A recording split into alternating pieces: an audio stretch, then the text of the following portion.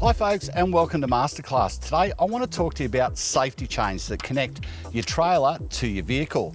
There are some mandatory requirements with safety chains. Apart from them having to be a rated chain that's approved, you also are expected to cross your chains when you connect them up. By that it means the chain from one side goes to the opposite side on the tow bar. Now also something you want to do when you do this is work out the length and get the length right. Often these chains are way longer than they need to be. So on this purpose, I'm going to look at what the ideal length is here, and I've got 4 additional links I don't need to use. So if I put my shackle into the 5th link,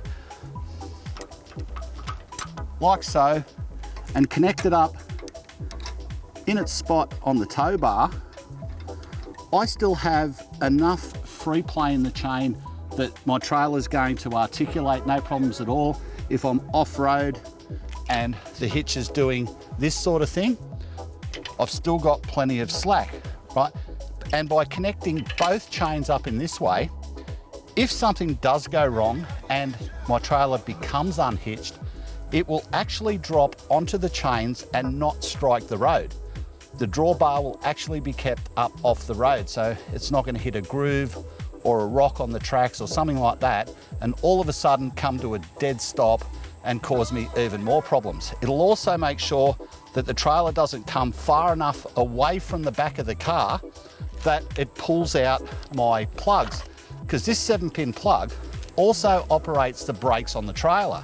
So in the event of a hitch coming off, some kind of problem, I can activate my brake controller and brake the car and slow the whole rig up and do minimum, if any, damage at all. So remember that, folks.